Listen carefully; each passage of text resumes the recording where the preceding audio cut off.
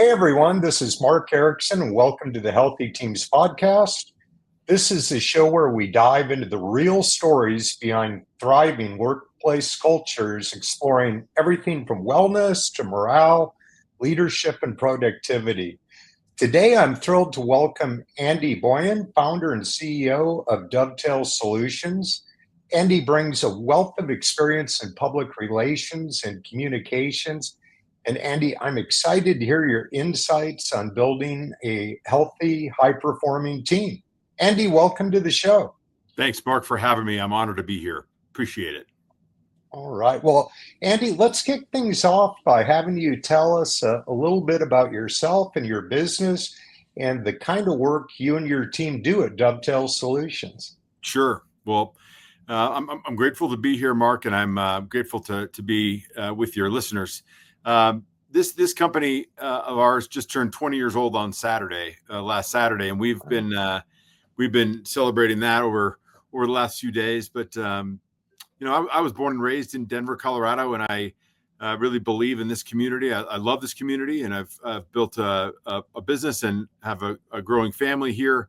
We're a full service communications marketing brand firm based in Denver with offices in California and some presence on the East Coast as well.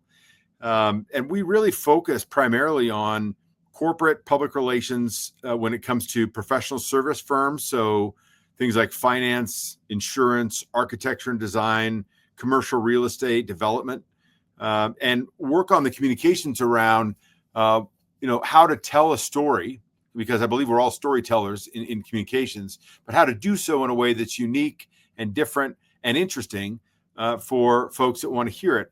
And it's not just about telling the story, but it's also a two-way conversation with our client partners. We call them client partners for a reason.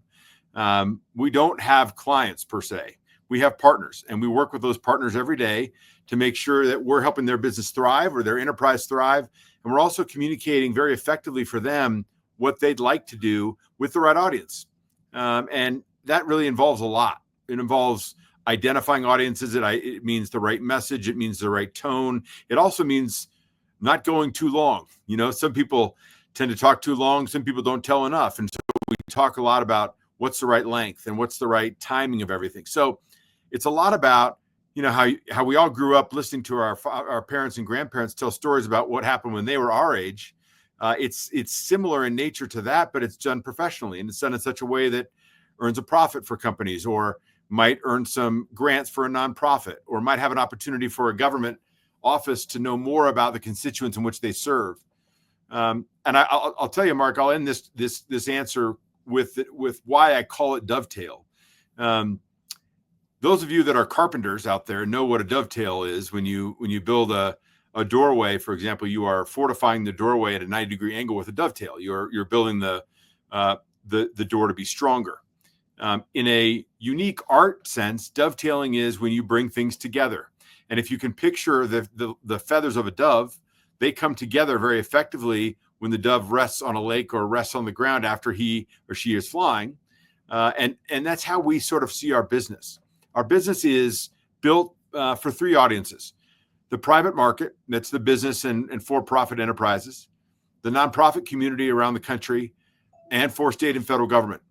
And we combine those entities together and build relationships with all three, because oftentimes they need each other to do successful projects or to get something over the finish line, but they also need to talk to one another. And what I found, Mark, in my work before Dovetail is that we're really not talking to each other. We're trying to build up these things, but we're not talking. So I built my company around the idea of dovetailing those together. Finally, I'll just say I have experience in all three. I've been the chairman of the board of the Denver Botanic Gardens and of Denver Scholarship Foundation and other enterprises in the nonprofit world. I'm obviously operating a private enterprise, and I've worked in federal government. So I really understand the nature of how these three entities work to some degree. And I believe for the last 20 years or so, we've been dovetailing them together. Oh, thank you, Andy. That's some impressive breadth of experience that you have. Could you share with me a little bit about, if you could maybe describe the culture of the Dovetail Solutions team in 3 words, what would it be and why? Just love that, Mark. I have 3 words for you that we live by, and those 3 words are community, partnership, and integrity. Those 3 words are what make up our firm. There is nothing we won't do without those 3 entities at the forefront of our minds. And I think it's really important when we talk about community, when we talk about being in the community, we talk about truly not just writing a check to feel like you've contributed, but also being there with ideology, being there with your experience. So, why don't you volunteer on a nonprofit board? If you're the CEO of a company, why don't you involve yourself in the community? Or if you decide to run for public office, which we work with candidates and entities all the time in the political world, I can tell you that I've yet to meet a candidate. I've been in politics for 30 years. I've yet to meet a candidate who believes that he or she knows their community backwards and forwards. So there really is a lot of opportunity to meet and talk and build relationships. And I'll tell you, to answer your question, Mark, our team is built around the idea of relationships. The average tenure of a client at a public relations firm, at a typical public relations firm, is about 8 months. Ours is 6 years, 8 months. So our clients stick with us, and they stick with us because our team is built around mutual respect. It's built around kindness. It's built around forgiveness. And it's built around this idea that a healthy team is built from honesty and integrity. And, we all make mistakes, right? I probably make more than most. But as a leader of this company, if I can go in and sit down and just be quiet and listen, I learn more than ever talking to a group or ever talking to my staff. I learn more by just listening and by watching and by taking notes, mental notes, or even physical notes sometimes about how people feel and what are they seeing and what's important to them when they talk about our client partners. What makes them want to get up and come to work every day?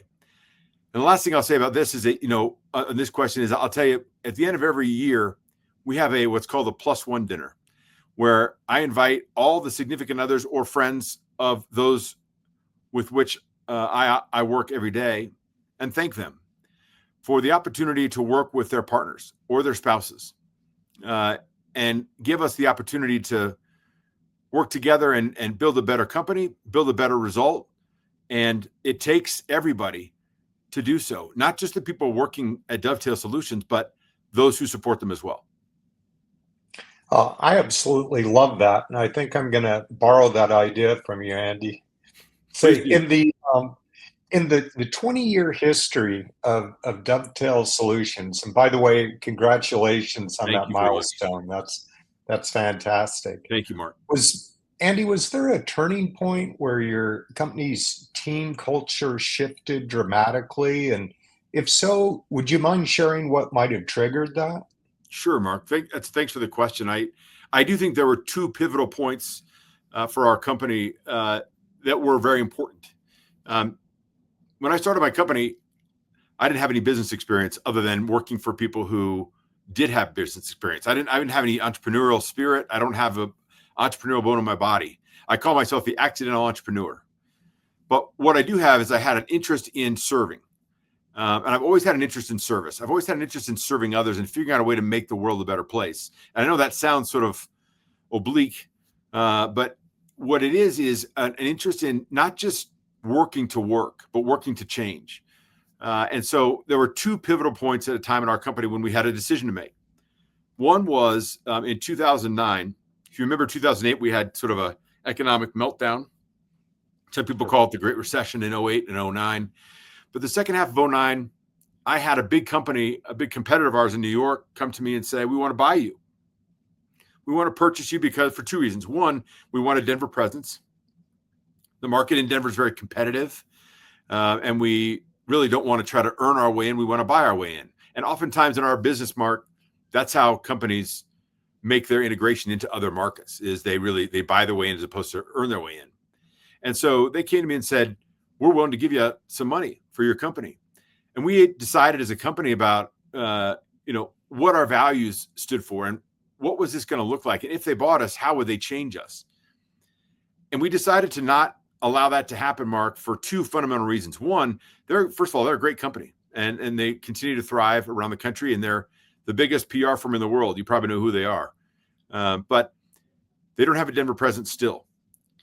So we want to talk about our values and what we agreed to as a team, what we agreed to stay true to, which was honesty, integrity, values that were built around community and partnership. And then the second time, after we decided not to sell, the second time was in 2016. And it was a pivotal point for my company because we were approached by Hillary Clinton's presidential campaign. And we were asked to represent her in the server issue. If you remember back in 2016, there was a lot of talk about where her server was and what she was doing with the server and why the server was in her basement. And she was Secretary of State and she had State Department secrets on her personal server. And it was a decision to make. If we want to go back into my history, I have a history with the Clintons, serving President Clinton in office. And so I had a lot of loyalty to the Clintons, and I still do. But it was a decision to make about whether we were going to go really national with our work and become sort of an enterprise that was going to be better known, but also get in the myriad of fights that people had about her server, and whether or not we wanted to do that as a firm. We did, in fact, decide to do that. While she ended up losing the election, we built our work around truth. We built around what we knew, and we built around our work around the relationship I have with her and with her husband. And it really turned out to be a really positive experience for us, even though the result was not what we had hoped. It was something that we believed, we looked back on and said, we did that with truth, we did that with honesty, and we did that transparently. And that's what people want. And in a world right now, Mark, where there's constant questioning about truth and there's constant need for reassurance that we're going to be okay, I think companies like mine that communicate, or in their business of communication, have a responsibility to do just that in an honest way and with integrity. And that's what we have styled our company, and that's what we live by. Andy, how do you handle tough conversations that you have, which could be with clients or with team members? Is there a particular process or philosophy that you follow during those kind of difficult conversations that you have to have? That's a really good question, Mark. And it is. I have something else to tell you that's pretty unique. We have tough conversations here sometimes, and I'll give you an example. When it's time to part ways with an employee at our firm, and let's say for whatever reason, we've made a decision or I've made a decision that it's time to part ways. The way you do that is respect. And you do that with honesty and respect for the other person that's involved. And that other person means well, just not a good fit for Dovetail for whatever reason. And I've done this several times. But what we do, instead of coming in for a termination meeting, we come in with a glass of champagne for each of us, and we toast to their next adventure. And the reason for that, Mark, is twofold. One is I believe in honesty, and I believe that clarity of purpose is really important. When somebody gets released from Dovetail, it's not generally because they've done something terribly, horribly wrong. You know, I don't have many people steal from me. I don't have many people that are trying to, somehow harm my firm in some way. What I have is respect for that person. And I have the, idea that I at one time thought they would be a good fit at our firm. And it turns out that maybe I miscalculated, or maybe they miscalculated, and we've decided to part ways. But we celebrate to their next adventure. And I do all I can to make sure that they understand that I respect them, I honor their service to my company, and I wish them the best. And that's respect and honesty and clarity. And I believe it's healthy to do so in those tough conversations. There's also opportunity sometimes when we have to part ways with clients and for various reasons. And I try to do the same thing, where I try to show the most respect and honor to them. And while it didn't work out for us, it is something that I wish well for them, and I wish continued good work for them. So if you look at every relationship and every hard conversation as an opportunity for mutual respect, I think sometimes you have a different perception of how the conversation is going to go than sometimes how they typically would think it would go. So if somebody knows they're going to be terminated from Dovetail, I'm not sure they're expecting a champagne glass in their hand. Right. Or a client partner of ours who we need to part ways, I'm not sure that they're expecting us to write a check back to them, which we do. So there's a lot of nuance there that really makes a team healthy, or makes a team not healthy based on just mutual respect and the honesty and integrity and transparency that we operate with. Wow, those are just fantastic ways to kind of reframe a negative into a positive. And certainly those would be, I think both of those would be very unexpected to the former employee or client for sure. Um, Andy, have you ever tried anything unconventional in terms of trying to build team trust or transparency? And did it work? Yeah, I really appreciate your questions, and I'm glad I'm with you today, Mark, because you're really you're going to the essence of who we are as a company. I'll give you a quick example that happened recently. I have a young lady, in communications. Let me take one step back. In communications, we find largely it's a female-dominated industry. So it's interesting that I joke with people sometimes when I say, women are better communicators than men. They know how to communicate effectively, and they do so with transparency and honesty. And sometimes men tend to coil up and not talk about their feelings or not talk about what they're interested in for whatever reason. That's typically how we found it. So it's a female-dominated industry. And in our business also, we tend to hire women that are in their 20s and 30s or early 40s. We don't really hire people without experience. So we're looking for somebody, if we hire a new person, we're looking for somebody with a couple of years experience. And sometimes these females that we hire might be single, or they might not have family here, or they might move to Denver for a job. And in this case, this young lady who works for us did.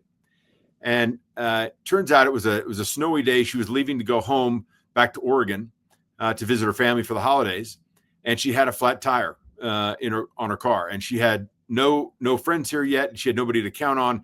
And what I did was I said, you know what, I'm going to take you to the airport, and I'm going to take your car, and I'm going to get a tire put on it, and I'm going to balance the wheels, and I'm going to align your car, and I'm going to give it back to you when you return.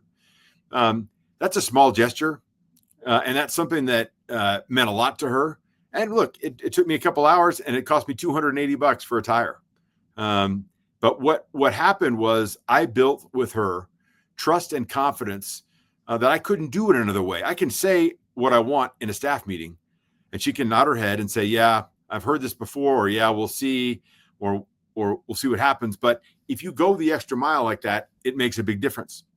Something else, we had we have a team member going through Catholic classes to become a Catholic, and I was born and raised Catholic, and so sometimes we end up talking about our faith. And she was nervous to receive her first communion, and so I ended up going with her to her first communion and talking to her about what it meant to me to get my first communion.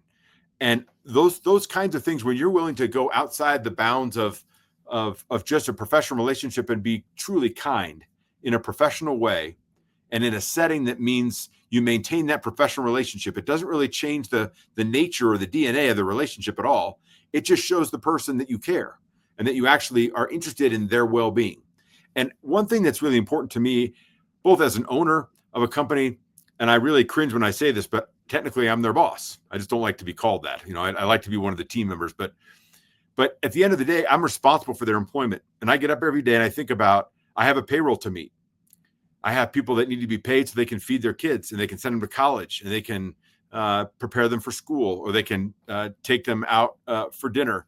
Those things are all part of what we consider very important as an employer, and not taken lightly either. So if employers and if bosses and if managers and directors, you don't have to be an owner or a CEO to do that, but if you have somebody working with you in a situation in which you're building trust and confidence, there are plenty of ways in which you can do that by action. And again, if I can go back to where we are as a world right now, as an economy, as a country, as a global people, I think actions speak louder than words. That's probably a more important phrase than ever before. I remember my dad, when I was being raised, he would always say, actions speak louder than words. Anybody can say anything, but it's what you do that matters. And I think action is important. And on the first page of our website, we talk about the first thing to do if you want to get involved in your community is show up. And that may seem simple, but it's truly correct. If you really want to make a change, you have to be there. You have to show up, and you have to be present. And while I'm asking everybody to get up every day and come to work and do their best, I also have to do that. And if I show that I really truly respect and honor that, the dignity of work is so important, Mark. And I really truly believe that. I've been working since I was 15 years old. I've not stopped. And I just turned 53 today, actually. And I'm Happy very birthday. pleased. Thank you, Mark. Appreciate it. I kind of joke that I'm 53, but I feel like I'm 43. I've still got a lot of energy, and although I don't look 43, I know, but I truly feel like that, and I think that's important. And I think showing the wisdom and the kindness to others is an invaluable part of building a healthy team. Well, it really is. And particularly when we're talking about things like integrity, it can't just be words. There's got to be actions behind it. And fortunately, in business, there are numerous opportunities throughout the day, both with employees and with clients, to model that integrity in the way that we interact with them. For sure. Andy, could you share with me how you might personally model healthy boundaries and encourage your team to do the same? I think that's something that's really important today. I mean, we've all got our smartphones, our text messaging, our emails, and so forth. But I think that's a big challenge for people in today's society. Yeah, it's interesting. Boundaries are an important part of any relationship in anybody's life, I think. And I think I've had to sometimes learn the hard way that that you need to create some boundaries for people or with people in relationships in order to keep them healthy. But I would suggest, in a professional setting, there are a couple things that are really important for us. And I'll tell you, one of them is our what we call the employee handbook. We go back to the employee handbook fairly often about things. And we try to model what we think is best inside that employee handbook for everybody at the first of the year. And we update that document every year on January 2nd, 3rd, 4th, and we have everybody sign it. And there are a couple of changes every year because we learn about things and we talk about things. So one of the boundaries that was tough for me to understand, I was born in the 70s and watched my mom and dad work hard when I was young, but they always were gone doing so. And since COVID, the advent of working from home is something that employers are embracing, companies are understanding, and some companies are allowing such flexibility that sometimes you lose that camaraderie and you lose that ability to work together in a setting if you're working from home.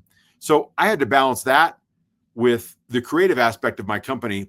We do a lot of design, creative design and visual design and social media.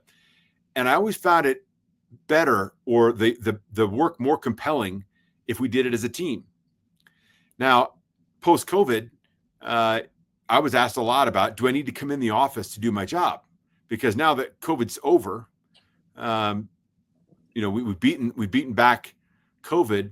Do I need to come back? And do I need to be in the office every day like I was pre-COVID? Well, it's, the right of employers to make those decisions on their own. You've seen variants of things.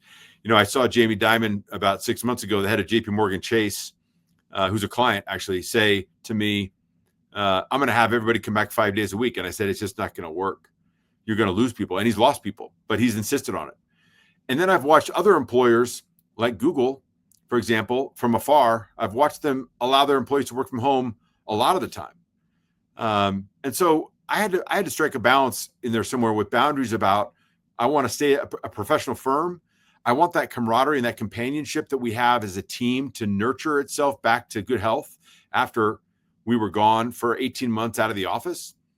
But I also wanted to honor the idea that I work with creative people and they need a lot of breadth and depth to have object creativity and make the product better, what we deliver. And so I thought a lot about that as an employer, and I sought counsel. I have a board of advisors that I rely a lot upon. And I said, can I gradually bring these folks back to work? And they said, you'll never be able to get them back 5 days a week. You'll lose your creative team. And they were right. I did not insist on 5 days a week. I initially started with 2, then I went to 3, and now we're at 4. And this is 2025 now. So we're at 4 days a week in the office. at least 7 hours a day. And the other day they can pick, they can work from home. But the boundaries for me, Mark, were pretty simple. And that were that I will not compromise on service or quality. And if that happens, then we have to have a talk. We have to sit down and have a conversation about we're lacking that service and that quality by you being at home. But also understanding the boundaries they have about they've made decisions based on their life and how they live their life about working from home. And if they can't work for Dovetail because they have to be in the office 4 days a week, then they might have to find another work.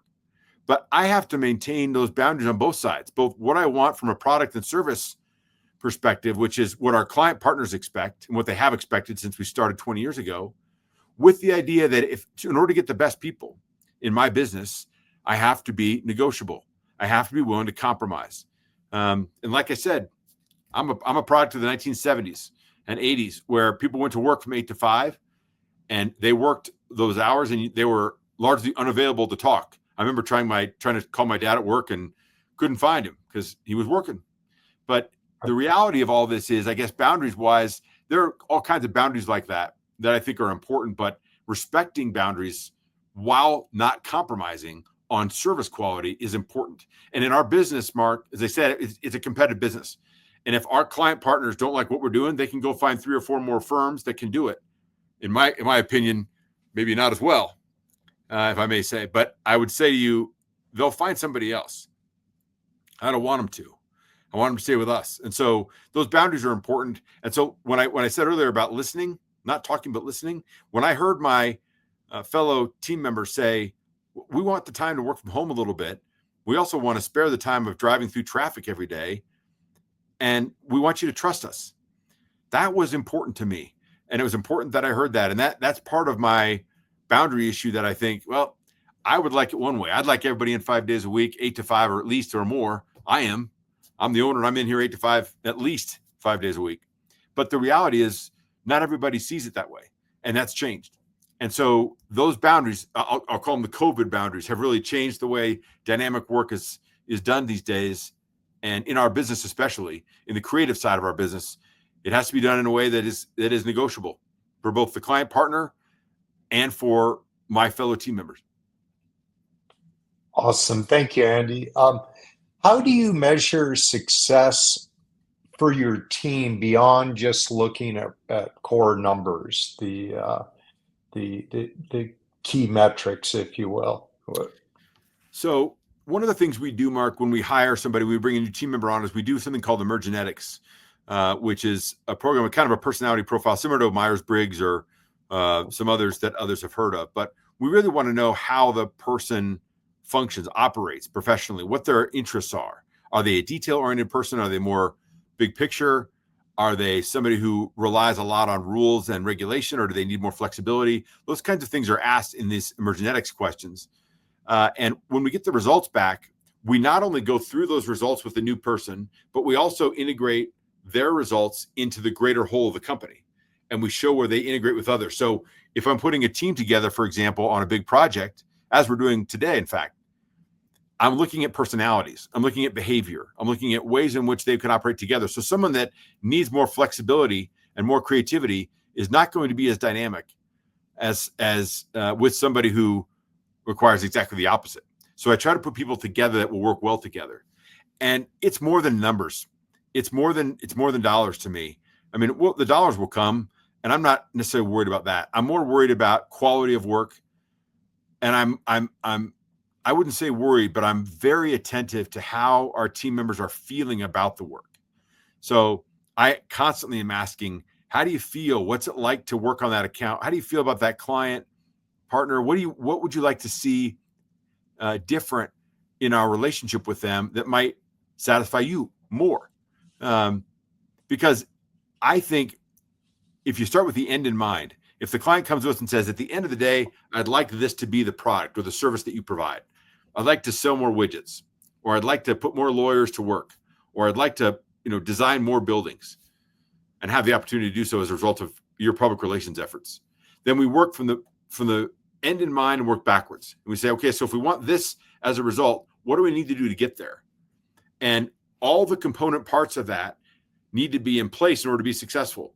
And so it's almost like reverse engineering a project for an engineer or for an architect or for a contractor. We're sort of having the building built, and we're taking the building down piece by piece to see how exactly it was done so well. And what that does, it's a very different approach. And we tell our prospects who come through our office and want to talk to us that we take on a very different approach. We measure success by the ability of our client partner to say, this was satisfying. I am more than satisfied, and I am happy with the end result because they listened to me, they understood me, and they may have interjected some expertise in there, and they may have pushed back a bit. We're not just order takers. We'll come back and say, I realize that you want to do 4 op-eds in 1 quarter in every newspaper in your town, but there might be more opportunity to do some other work in another area that will bring you just as much exposure or maybe more. Would you be willing to listen?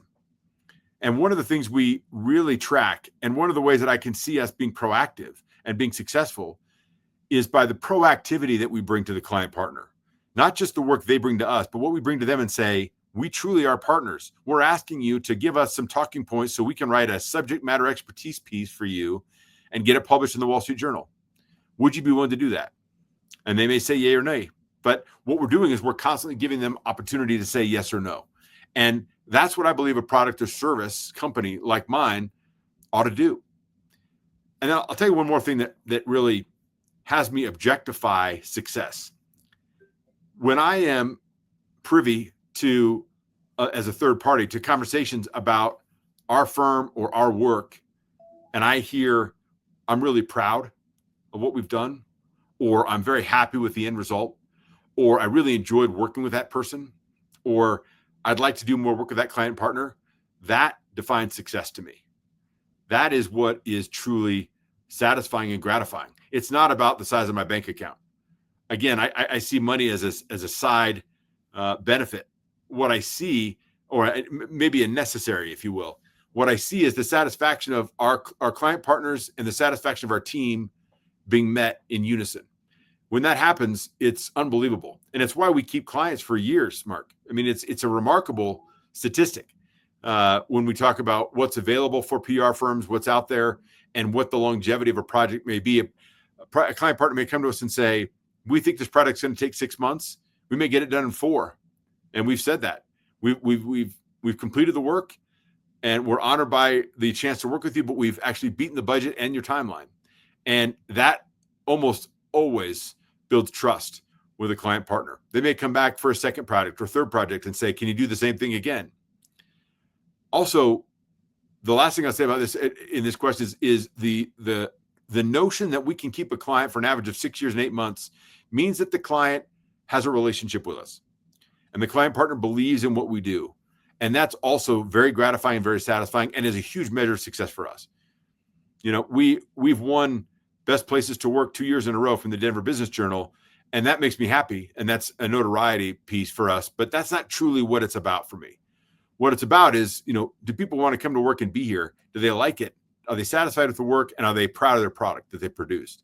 If that's all there, the client partner's with us forever. And that's a great thing to have. Yeah, this has been such a great conversation. Andy, I think you and I both have kind of a kindred spirit. We both have a servant's heart. And I think that's been very helpful for both of our companies.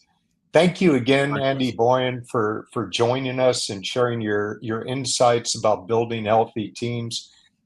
Andy, before we wrap up, can you let our listeners know where they can find you and learn more about Dovetail Solutions? You bet. And Mark, let me thank you as well for allowing me to be on your show today. I'm honored by your inquiry, and I appreciate the very thoughtful questions and the time with you today. You're welcome. To reach us at Dovetail, you can go through our website at dovetailsolutions.com. You can email at info@dovetailsolutions.com, or you can call us. And I'll give you the number here if you get a piece of paper in front of you, or can write this down. It's 720-226-9595.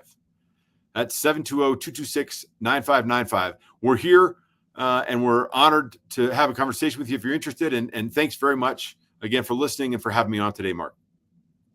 Awesome. Thanks so much, Andy. And to our listeners, thank you for tuning in to the Healthy Teams podcast. And if you enjoyed today's episode, be sure to like and subscribe and share with your team or anybody who's passionate about workplace culture. We'll be back soon with more conversations about building stronger, healthier teams. And until next time, stay well and lead well.